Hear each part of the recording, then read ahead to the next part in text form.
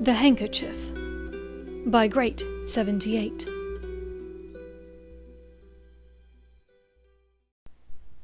Chapter 72. Carlton, Carousing, Candor. That evening, still mostly full from Hermione's calorie-filled afternoon snack, Draco grabbed a buttered roll and a few slices of pork loin from the dinner table. He fashioned himself a sandwich and strode out the front doors of the castle, walking the path that he took twice a week to his Care of Magical Creatures class. A knock on Hagrid's door drew Fang's booming bark, and the door swung open on Hagrid, ladling up a bowl of soup large enough for Draco to dunk his head in. "Draco, what brings you down here? I know my squash soup smells fantastic, but surely the Great Hall has something better." Now that he was smelling the soup, he had to admit it did smell fantastic. "I was just in the area, and thought I would stop by. Are you ready for exams?" "I should be asking you that," Hagrid said, ladling up a second bowl and placing it in front of Draco.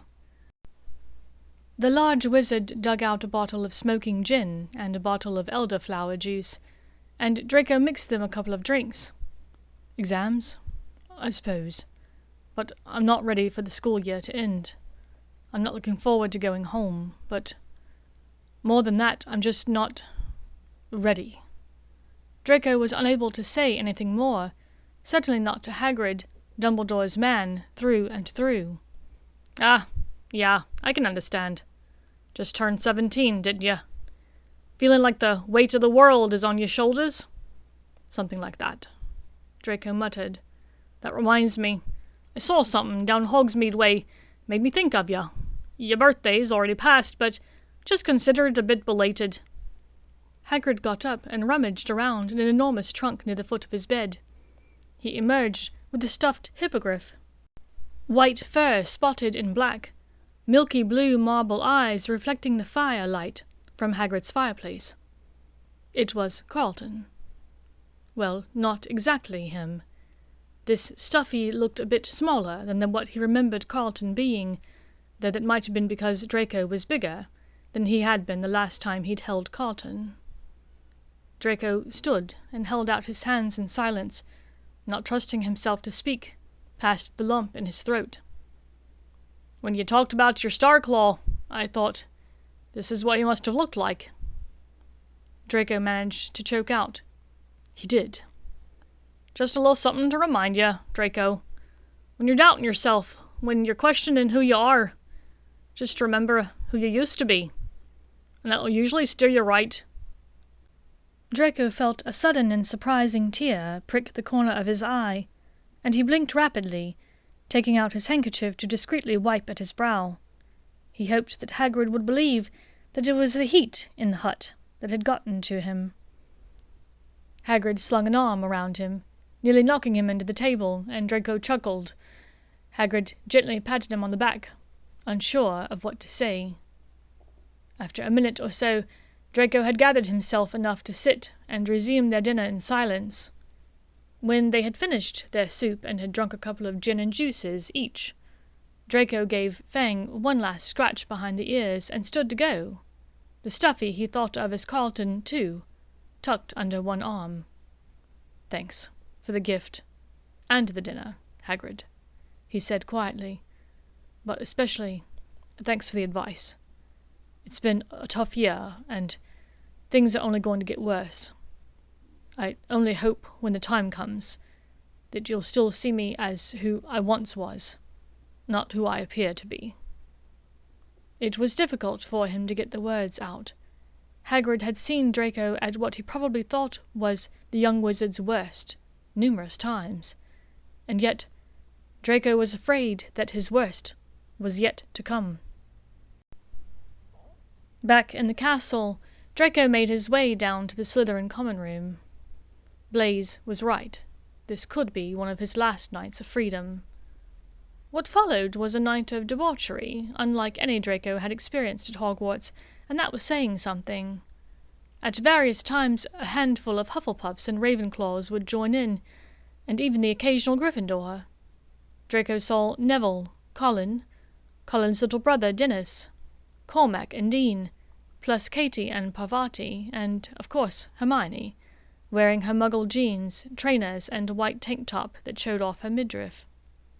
He and Theo, plus Hermione and Parvati, made up a team, together. First, they did a scavenger hunt. In teams of 4 or 5, they scoured the castle and grounds for a list of various items, with magic being off-limits, so that no one cheated and simply summoned them. Next, a series of tasks meant to test their physical and mental capacities. They had to tow in one of Hagrid's boats from the lake, retrieve a cauldron from beneath the Whomping Willow, and find a hidden chalice from just inside the Forbidden Forest. The team with Dennis, Colin, Pansy, and a young Ravenclaw that Draco did not know won the boat challenge easily, as Dennis was on friendly terms with the giant squid, who gave them an extra push. Hermione, it turned out, excelled at the Whomping Willow task. Apparently she'd had a run-in with it in the past. But it was the team of Blaise, Luna, Ernie, and Michael that won the final challenge, as Luna simply asked a Thestral passing by if they'd seen a hidden chalice, and the Thestral had guided them directly to it. By now, couples had begun peeling off from the group, and Draco was glad to see that Pansy and Colin had been one of the first to return to the castle, in search of privacy. Many of the remaining students marched to the far edge of the Black Lake and built a small bonfire to gather around. They played Truth or Dare, and Never Have I Ever, until about 2 in the morning, when the light of a small lantern appeared at the door of the castle above them. They hurried up the walking path to find Violetta, who had left the festivities only a short time before to perform her prefect rounds. Everyone trooped inside as quietly as 15 or so drunken people can be, and made their way to their respective common rooms. Draco gestured to the entrance of the dungeons subtly to Hermione, but she shook her head no, gently. There were far too many Gryffindors in attendance for her to slip away easily. Instead, they ducked into the broom cupboard near the door to the Great Hall, the one they'd hidden in before walking to the Quidditch pitch in 5th year. "Will you be in the library tomorrow to study?" she asked, running her fingers through the hair at the nape of his neck. He squeezed the sides of her hips and the curve of her bum. "Yes. Exams and all." "So, are you giving up on the Room of Requirement? Or is it done already?" Her copper eyes gleamed at him, even in the near darkness. "It isn't done, but I think by tomorrow night it will be. Hermione, when it happens, when I have to—" But the secrecy bond stopped him. "When you know. Have your handkerchief close by. You need to leave by whatever magical passages Potter knows of. Take any Muggle-born you can. Get into Hogsmeade. Apparate away from here. Go to my Aunt Andromeda. She knows what to do." "Draco, if there's a fight, you know I can't leave. I've trained for this. My friends will need me. This is Potter's fucking fight, Mai. Please don't allow your allegiance to him. It isn't just an allegiance to Harry, Draco. It's an allegiance to what is right. It's like Dumbledore said after Cedric died. If the time should come when you have to make a choice between what is right and what is easy, remember what happened to a boy who was good and kind and brave because he strayed across the path of Lord Voldemort. I can't leave the defenseless behind to save just myself, Draco." He marveled at this witch, not just for her ability to recall words spoken so long ago, but for her courage, her bravery. If he'd had 1/10 of her backbone, perhaps he wouldn't be in this mess. "Please, Hermione, I need you to be safe. If something were to happen to you, I'll—" He wasn't sure what he was going to say. Kill himself? Try to kill Voldemort and then himself? He didn't even want to think of the possibility. "Draco, it's okay. So long as Dumbledore is at the school, we'll be safe," she said with a calm certainty of the innocent. He stared deeply into her eyes. "Mai, just in case. You need to be prepared. Just know. I'm so sorry for everything. I have royally fucked this up, and I don't know how to get out of it. Draco, there's still time. Just go to Dumbledore, talk to him. But the secrecy bond prevented him from continuing. It's okay. I know. Her eyes found his, and he looked up at her sharply, wondering. Did she know? But then she said, You can't talk about it. He leaned down, tilted his head and kissed her ferociously, as if he'd never kissed her before. This one had to last. Later today, when the sun came up, they would be in their respective study groups, all day and into the night. Tomorrow during the day they would be in classes or at meal times, surrounded by friends. And tomorrow night he would be in the room of requirement. Something within him felt certain that this incantation, these particular combinations of words and their movements, would end everything he knew and start something anew. On Sunday, he slept until almost lunchtime along with nearly everyone else in the castle.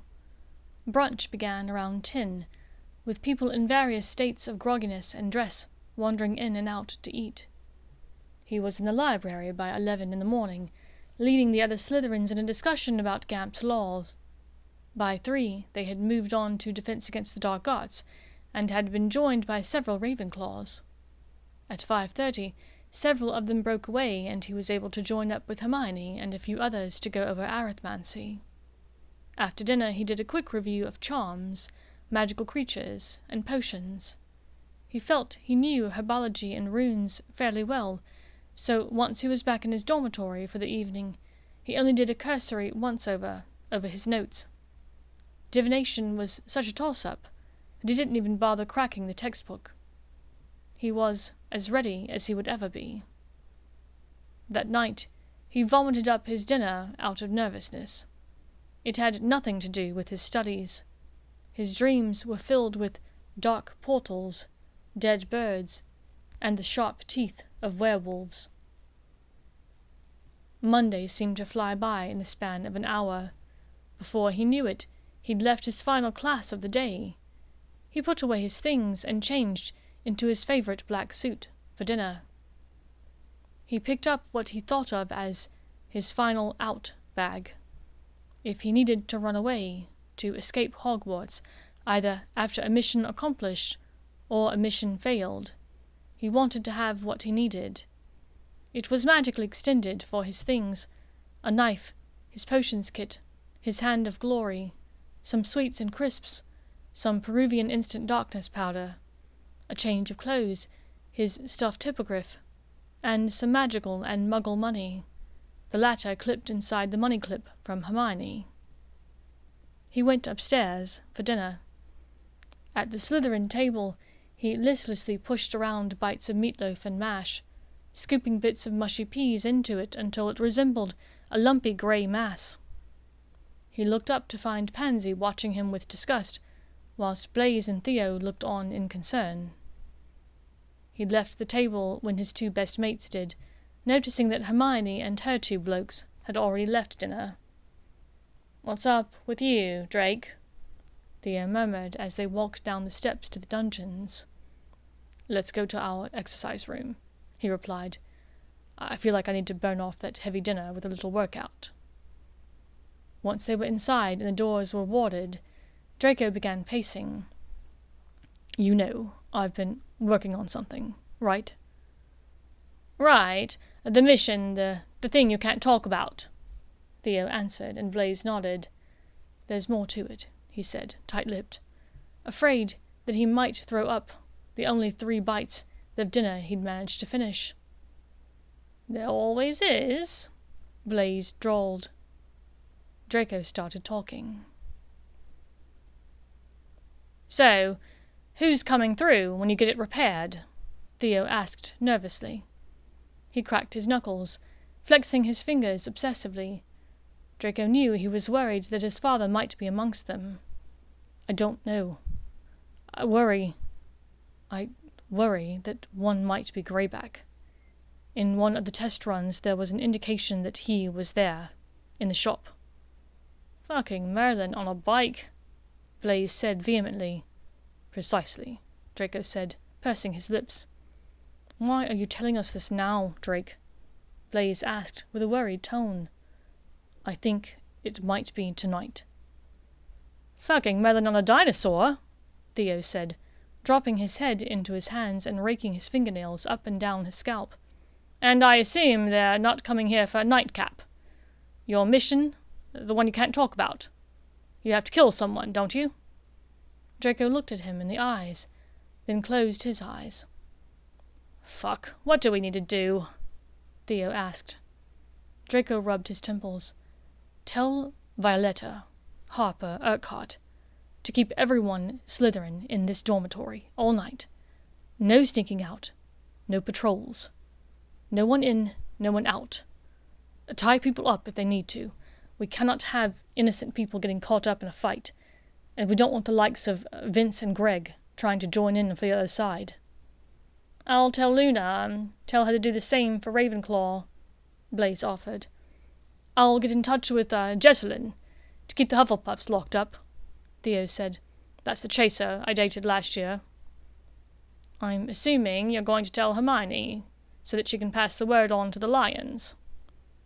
"Yes, if everything works out as it's supposed to, I'll tell her to see Moaning Myrtle. She knows everything. Apparently, secrecy bonds don't apply to ghosts."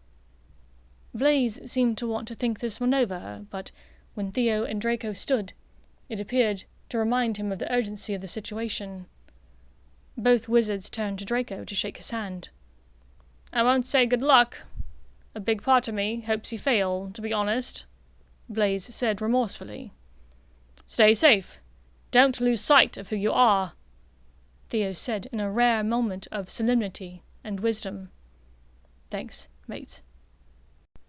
They turned to leave, but Draco stopped them one last time. "One last thing. Take these. They're a couple of galleons." "We've got money, mate," Theo started, but Draco cut him off, holding out the coins insistently. "Shut up, Tosser, and listen. It's a way to communicate that doesn't require owls. Short messages only. 5 or 6 words at once. Hold the coins between your thumb and fingers and speak. When you're done, take your thumb off and it'll send it to me. Hot means you have a new message to read. Cold means your message was read. Any questions?" "Just one." Theo pointed at the coins. "Granger's idea in magic?" "Yeah, about 90%. Draco smiled ruefully. "Good. Now we'll know it works," Blaise said with a wink. And with that they dispersed. 3 men on 3 separate missions. Chapter 73. The Final Test. Draco hurried upstairs to the girls' toilet in which he knew Myrtle usually hung out. Pushing open the door quietly, he performed a hominium revelio to confirm no students were within, then locked and warded the door behind himself. "Myrtle!" he called in a loud whisper. A splash behind one of the doors, then she floated through the walls of the stall, out to Draco. "I knew you'd come back to see me. I was just telling the Grey Lady. He'll have to come back. He'll miss me." "Myrtle, can I ask you a favor?" Draco asked hurriedly. The ghost seemed a bit miffed at his brusque manner, but tilted her head as though considering. "Depends on what it is," she said. "If you're wanting me to come up the toilet while someone is on it, it depends on where they are in the process." "Merlin's bollocks, Myrtle. Ooh, no! Listen, I just need for you to tell Hermione everything you know about my mission, if she comes asking. You remember my mission? To kill Dumbledore." "Right. I still don't think you can." "Same here," he breathed. "But in case I don't have time, you need to tell her about the cabinet. Not the whole history, but that it makes a passage to Borgin and Burke's and that some bad people are coming through.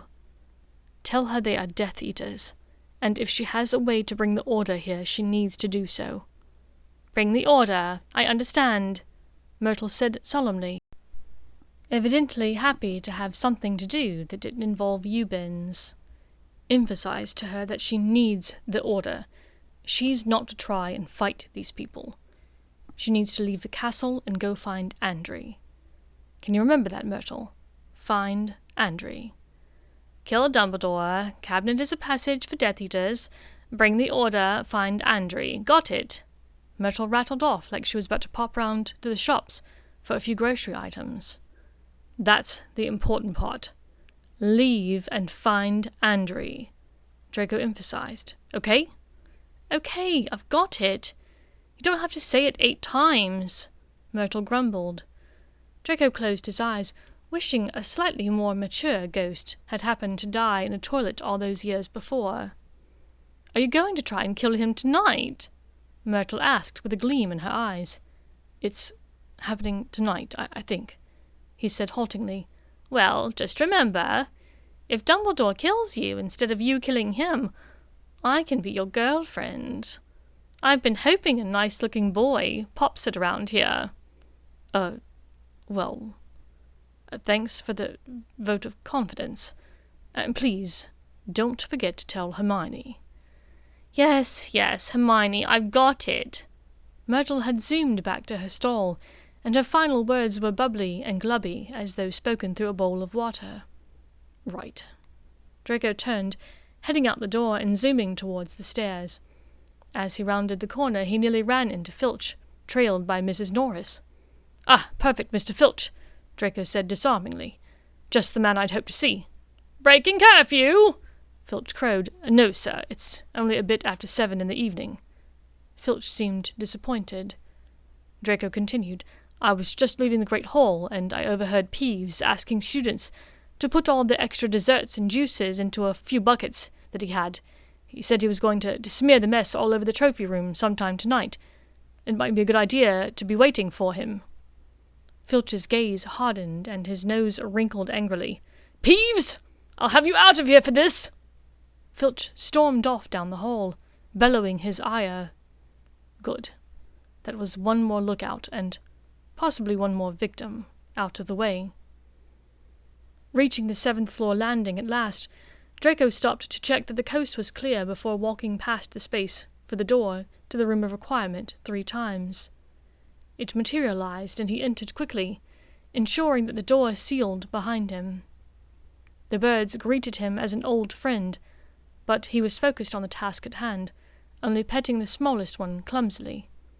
It just occurred to him that if he were to do one more animal test, as he needed to do before declaring the cabinet ready, he'd have to send one of them. The thought filled him with nausea that he tried to tamp down quickly. He picked his way through the clutter. More and more had appeared as the school year had gone on. Now, as exams, final essays, and the prospect of going home loomed near, the floor was simply covered. Crumpled, discarded essay drafts, assignments ripped or stained with Nutella, piles of broken quills, and dirty socks full of holes from bottoms of trunks littered the floor. Draco reached the cabinet, now cleaned off and standing almost nearly straight, at a slight tilt. It still had a faint glimmer about it when one squinted at it, as though it was not completely materialized. He took a deep breath. Revivisco! Totalus! He exhaled, waving his wand. The cabinet groaned. He tried again, shortening his wand movements. Revivisco! Totalus! Another groan, and now a shudder. One more time, changing the movement slightly. One more time, another change to the wand motion. Another change. Another. After about 20 tries and failures, Draco felt his magic waning. He sat upon the school desk with 2 opposite legs shorter than the others, and profanities carved deep into the surface of it. He rocked slightly back and forth on the desk's top, eating a chocolate bar and staring at the cabinet thoughtfully. He checked his watch. 7:35. Fuck, he had to get this right. He hoped to time it so that they left the room after curfew, when the fewest students would be around, but before Hermione went to sleep, so that she would receive his message. Something warmed in his trouser pocket. He removed the coin in question, the one from Borgin, checking the edge for a message. "Cabinet here, making noise. All right." He responded, "Trying something, on my end. Stand by." Before replacing the coin in his pocket, Draco tapped it to change the serial code to begin and end with the letter C, to denote cabinet. When he got a message from either Theo or Blaze, he would do the same with theirs. Back to the cabinet. "Revivisco, Totalis," he said again, this time with yet a different wand movement. The inside of the cabinet began to glow. That was different.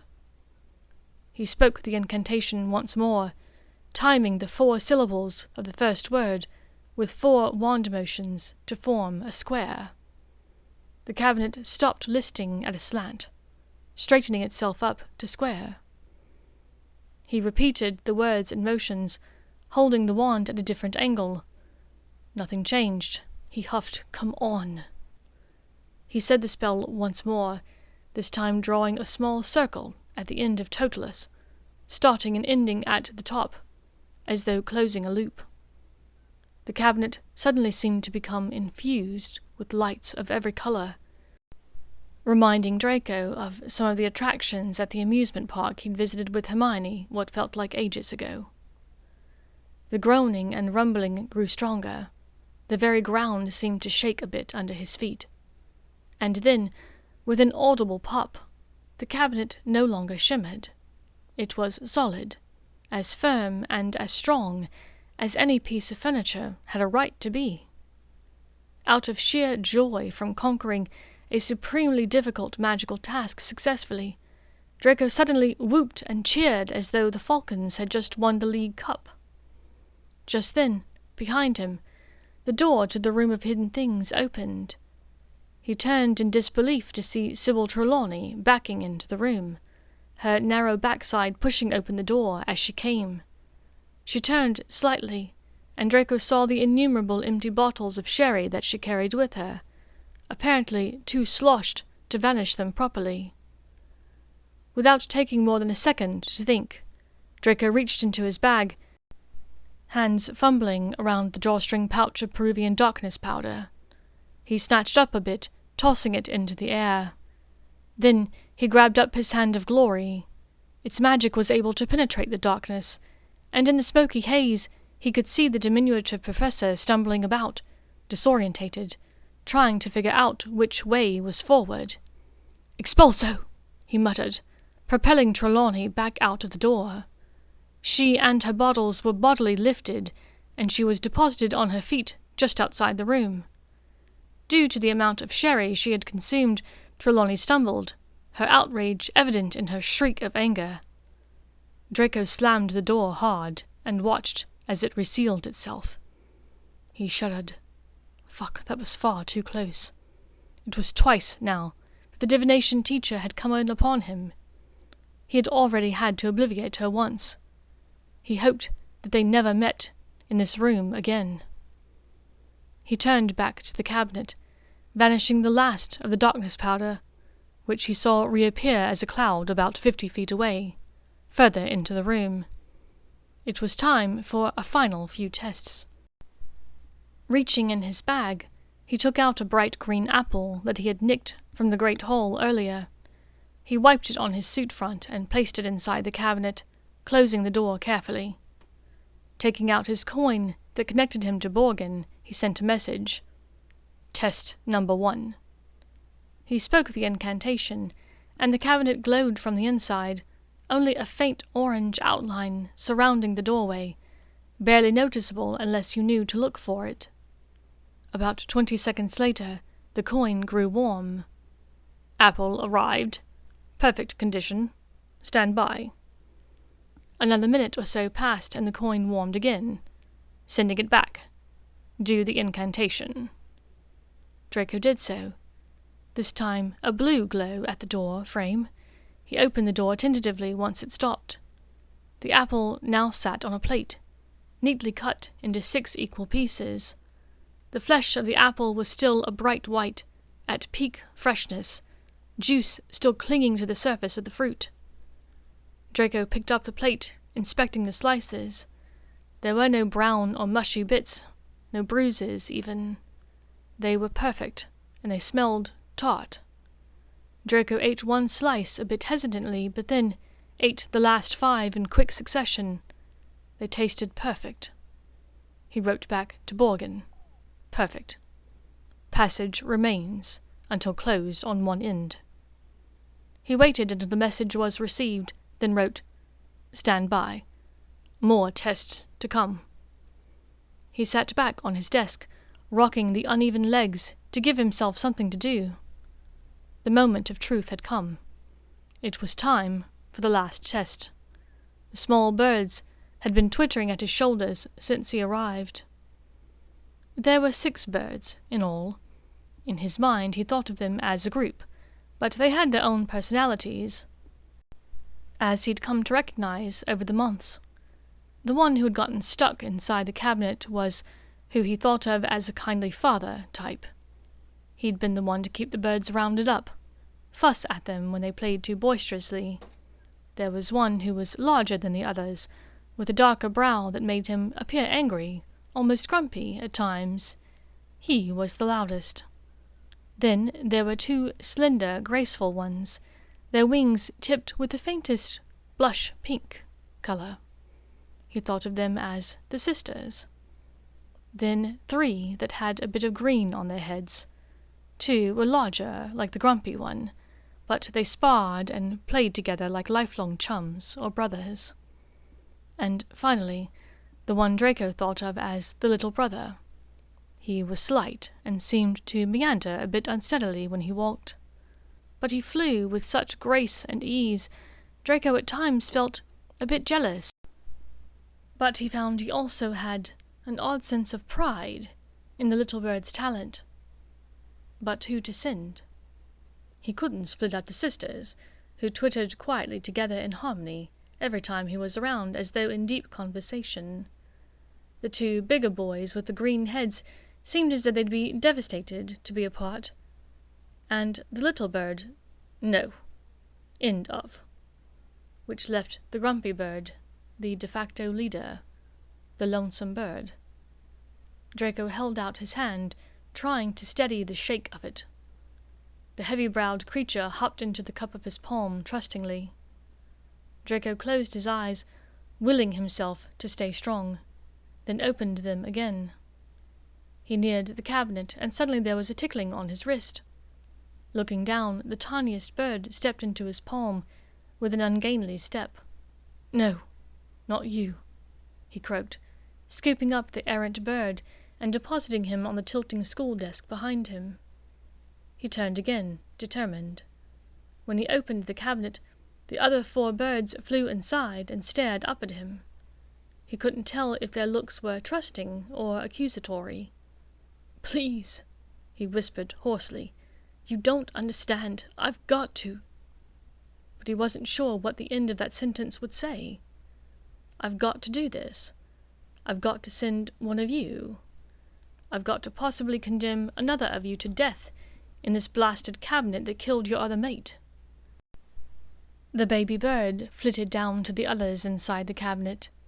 His tweet was the most tremulous, but the one Draco was able to pick out the easiest. Don't do this, he sang. Draco gulped air. He dropped to his knees in front of the cabinet, great heaving sobs racking his body. It was not the overwhelming anxiety of seeing Katie Bell again, nor the extreme fear of seeing the impression of Greyback's teeth in that apple. It was a bone-deep ache. It was the weary sadness of an innocence lost, loved ones remembered, a time and place nearly gone. It was the gleam of burnished copper, a whispered "I love you," an elfin arm held out in sympathy, the melody of a forgotten sonata. It was a gloomy train ride, a sunlit swim, the taste of candy floss and sugar quills and chocolate frogs, the feel of her touch, the smell of her hair, the bliss of her smile. He sat and cried, For everything he'd lost, everything he was about to lose. The hopes and dreams, the wishes and wants, the joys and pain. What never was, what never might be. He cried for all of it. After a time he used the handkerchief to dry his eyes, sniffling loudly. He looked down. The birds were grouped around him, forming a little semicircle of happiness. He was struck at how they seemed to bolster his strength. He wondered if this was how Voldemort felt when his supporters gathered in a semicircle around him. Somehow, Draco didn't think so. Where the birds twittered with joy, the Death Eaters trembled in fear. Where here there was open trustfulness, there was marked hostility and misguided hate. What value did his life have that theirs did not? He asked himself. None, when it came down to it. He brought fear, pain, and hate to others. They did not. They simply were. They'd done nothing to deserve pain or misery. They weren't hurting anyone, trying to kill or take over anything. Was he going to follow in the footsteps of his father and Voldemort, offering up lesser beings for sacrifice, killing when it suited him, treating others as expendable? Hagrid's words came back to him from across the intervening years. Sometimes a parent doesn't always do right by their kids, or by other people. It's not your fault. And then, just a few days ago, he'd told Draco, when you're doubting yourself, when you're questioning who you are, just remember who you used to be, and that'll usually steer you right. His father had made the mistake of following Voldemort, but he didn't have to make the same. Perhaps Hermione had been right. Perhaps if he had gone to Dumbledore as soon as he had returned to school. But he was afraid that too much time had passed. The passage was complete, and Borgin knew about it, knew what it was for, and had been contacted by Death Eaters on the outside, planning to go in. Of that he was certain. And his mother. If he were to fail now, she would be lost to him forever. Even if she somehow survived Voldemort and Bellatrix's torture, Lucius would never allow her to contact Draco again. And if he scarpered, where would it leave Hermione? Alone, with only her friends and her own prodigious skill, knowing that she had chosen poorly, knowing that she had loved the wrong person. He had to keep going. But as he looked at his tiny semicircle of birds, his only friends in this desolate clutter, he knew that they did not need to be involved any more. Before his resolve could waver, Draco stood, dusted off his trousers, flung open the door to the vanishing cabinet, and stepped inside, closing the door firmly behind him, blocking out the sudden wail of 6 tiny birds.